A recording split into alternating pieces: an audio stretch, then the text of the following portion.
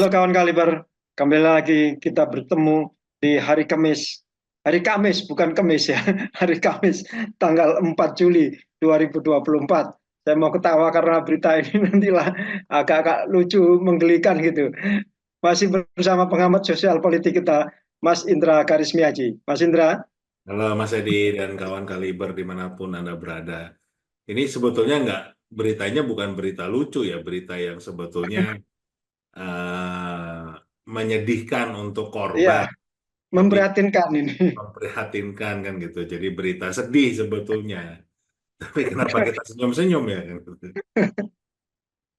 Ya mohon maaf lah, Baik, bukan bukan bermaksud untuk menghina atau apa ya, tapi memang ini ada berita yang memang perlu kita sampaikan dan kita ulas dan semoga kejadian ini tidak terulang lagi kapanpun ya. Jadi ya. mudah-mudahan ini yang terakhir lah ada kejadian seperti ini. Dan ini dilakukan oleh pejabat publik yang apa ya, posisinya sangat vital di 1 tahun terakhir inilah. Saya Ya, bacakan dulu Mas dari Kumparan. DKPP.2 Hashim Asy'ari terbukti lakukan hubungan seksual dengan anggota PPLN. Hashim Asy'ari ini kawan Kaliber adalah ketua KPU. Ketua KPU Hashim Asy'ari terbukti melakukan hubungan seksual dengan anggota Panitia Pemilihan Luar Negeri atau PPLN Den Haag, Belanda berinisial CAT yang juga menjadi pengadu. Fakta tersebut terungkap berdasarkan persidangan yang digelar DKPP pada hari Rabu di kantornya, Jalan Abdul Muiz, Jakarta. Anggota DKPP Ratna Dewi Petalolo mengungkap fakta persidangan bahwa pada tanggal 2 sampai 7 Oktober 2023, yakni dalam bimbingan teknis atau BIMTEK di Den Haag, Belanda, Hashim berkomunikasi intens bersama dengan anggota PPLN tersebut. Pada 3 Oktober 2023, Hashim menginap di sebuah hotel di Amsterdam, Belanda dalam kegiatan BIMTEK itu. Bahwa dalam sidang pemeriksaan pengadu dalam kurung korban mengaku pada malam hari pada 3 Oktober 2023 pengadu dihubungi teradu untuk datang ke kamar hotelnya, kata Ratna dalam persidangan. Pengadu kemudian datang ke kamar hotel teradu dan berbincang-bincang di ruangan tamu kamar teradu. Teradu ini ketua KPU. Dalam perbincangan tersebut, teradu merayu dan membujuk pengadu untuk melakukan hubungan badan, kata Ratna. Pada awalnya, korban terus menolak, namun teradu terus memaksa. Teradu terus tetap memaksa pengadu untuk melakukan hubungan badan, kata Ratna. Pada akhirnya hubungan badan itu terjadi. Kemudian pada 18 Oktober, korban memeriksakan kesehatannya karena merasa ada gangguan.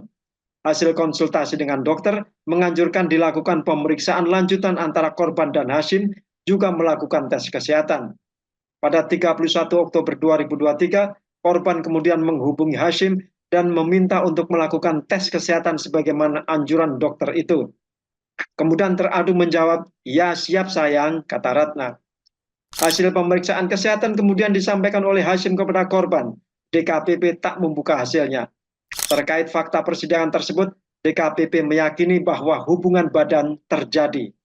DKPP menilai telah terjadi hubungan badan antara teradu dengan pengadu pada 3 Oktober 2023. Pungkas Ratna. oke. Ngos-ngosan Eh, dulu. Jadi yang perlu kita pertama, jelaskan dulu, pengadu itu adalah korban, sedangkan teradu adalah pelaku atau ketua KPU Hashim Asy'ari. ya, Silakan ya. Mas. Tapi yang jelas kemarin berarti hari Rabu ya, hari Rabu tanggal 3 Juli ada sidang yang dilakukan oleh DKPP ya, Dewan Kehormatan Penyelenggara Pemilu terhadap kasus eh, pelanggaran etik ini, Pelanggar kasus ya, asusila dan perbuatan keputusannya asusila. ya dan keputusannya adalah Hasyim Asy'ari diberhentikan dari jabatannya sebagai Ketua KPU Komisi Pemilihan Umum. Itu clear ya. Dan ini kita juga sudah bahas berkali-kali, beliau ini sudah berulang kali mendapatkan peringatan terakhir, tapi akhirnya kesaktiannya berakhir juga, berakhir kemarin karena sudah divonis untuk karena sekian kalinya melanggar etika, melanggar aturan, apalagi ini adalah kasus yang kalau benar apa yang disampaikan oleh Kumparan ini dikutip oleh Kumparan, ini kan bahkan kasusnya kasus kriminal, ya kan, pemaksaan, ada relasi kuasa di sana, itu tidak hanya pelecehan tapi sudah ke tingkat yang lebih tinggi, kan. Pemerkosaan lah ya. Ya, itu Karena bisa, ada pemaksaan hubungan seksual. itu yang dikutip di Kumparan ini ya. Kita tentunya kita bukan menjadi bagian dalam persidangan, kita bukan penegak hukum, kita bukan ahli hukum, kita tidak akan masuk ke sana.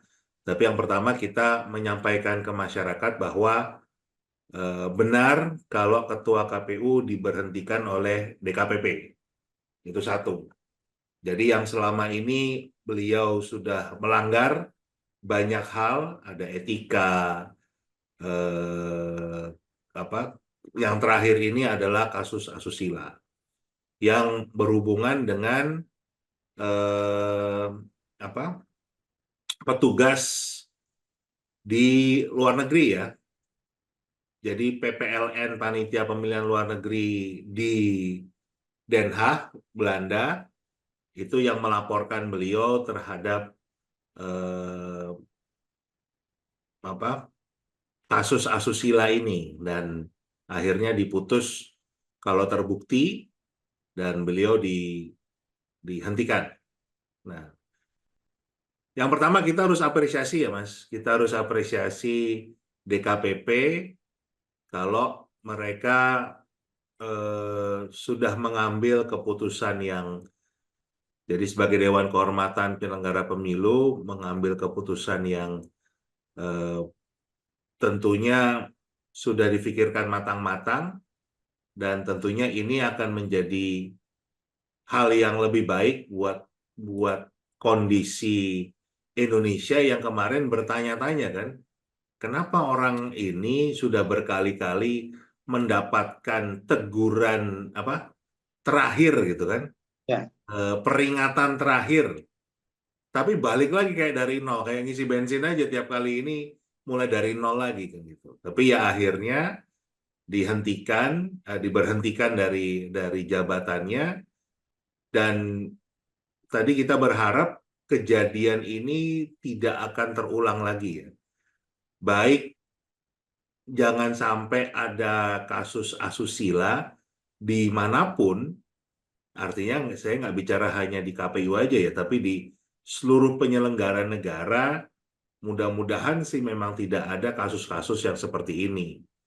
Kemudian juga tidak ada kasus-kasus pelanggaran etika, karena kita juga sudah bahas kan Mas, etika itu lebih tinggi dari hukum. Etika itu sesuatu yang tidak tertulis, tidak disebutkan hukumannya apa, karena itu yang levelnya lebih tinggi daripada hukum. Nah, orang yang tadinya menjabat sebagai ketua KPU ini berulang kali melanggar itu, tapi dibiarkan saja. Nah, jadi mudah-mudahan siapapun penyelenggara negaranya, kita nggak bicara orangnya ya, tapi lembaganya itu akan bertindak tegas. Jadi yang namanya hukum itu tidak pandang bulu, tidak tebang pilih. Tapi siapapun kalau memang melanggar aturan, ya harus ada konsekuensinya, harus ada sanksinya. Ini yang kita bertanya-tanya, kenapa hari ini, kenapa kemarin akhirnya baru, dan ini kasusnya kan apa ya Mas, sangat eh, apa ya istilahnya ya, apa buat saya tuh kok bisa ada di penyelenggara negara kan begitu. ada pemaksaan sampai pemaksaan hubungan seksual, dan ini kan artinya kasusnya sudah kasus pemerkosaan ya, kalau memang itu betul-betul terjadi ya. Ini kan sebuah preseden, sebuah contoh yang sangat buruk, terutama buat generasi penerus kan gitu. Bagaimana seseorang itu memanfaatkan jabatannya, memanfaatkan kekuasaannya untuk kepentingan-kepentingan pribadi. Apalagi ini bicara tentang kepentingan syahwat kan gitu. Kan di mana letak moral kita? Di mana letak eh, ya itulah etika ya kan gitu. Moral dan etika bangsa ini, terutama generasi muda, apa yang mau kita harapkan kalau pejabat-pejabat penting negara justru malah menunjukkan hal-hal dengan moral dan etika yang sangat rendah. Nah, jadi sekali lagi kita mengapresiasi langkah dari DKPP, walaupun buat saya telat gitu, karena harusnya sudah dari kemarin-kemarin nih sudah ada sebuah sanksi yang jelas, tapi paling nggak kita apresiasi. Dan buat masyarakat sih kita memang harus betul-betul, kita selalu mengingatkan kan, siapapun orangnya, apapun jabatannya, dia itu seorang manusia biasa yang akan selalu mudah dengan adanya godaan, ya kan? Apalagi dengan memiliki posisi kekuasaan. Jadi jangan pernahlah kita mengagung-agungkan orang itu nggak punya salah kan. Orang itu semua punya kelemahan, makanya kita tetap tempatkan mereka sebagai manusia dan sebagai pejabat publik harus kita awasi. Nggak bisa kita lepas begitu saja, karena nanti bisa memanfaatkan jabatan itu untuk kepentingan-kepentingan pribadi atau kelompoknya. Dan kita bisa lihat yang terjadi sekarang kan. Jadi Ya. sekali lagi harapan kita ini presiden yang buruk dan akan yang terakhir terjadi di negara kita yang tercinta ini, Mas. Ya. Mas, kita beberapa bulan yang lalu itu pernah mengangkat tema ini ya. Ternyata Ketua KPU itu orang sakti. Iya, Karena sudah beberapa kali mendapat peringatan keras, terakhir itu ibarat permainan sepak bola itu sudah kartu merah itu sudah beberapa kali dikeluarkan, tapi orangnya belum keluar lapangan. Gitu. Nah ini iya. terjadi di KPU ini. Sudah beberapa kali kena peringatan keras, terakhir, tapi nggak ada ujung pangkalnya. Tapi Hmm. sekarang ini kesaktiannya sudah luntur, sudah hilang. Iya. Jadi sekali kena lagi sudah bukan kartu merah lagi, tapi kartu hitam. Nah, ini harus keluar. Ini apakah karena ketua KPU ini sudah nggak dibutuhkan lagi oleh seseorang gitu ya, seseorang yang punya kuasa karena sudah selesai semua. Kemarin eh, batasan dia mengeluarkan batasan minimal umur calon kepala daerah sudah dikeluarkan gitu kan. Sehari sebelum sidang ini kan. Jadi ya ibaratnya habis manis sepah dibuang. Ini. Gimana menurut Mas Indra?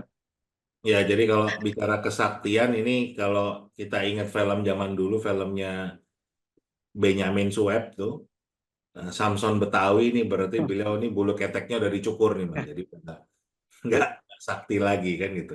Kelemahannya.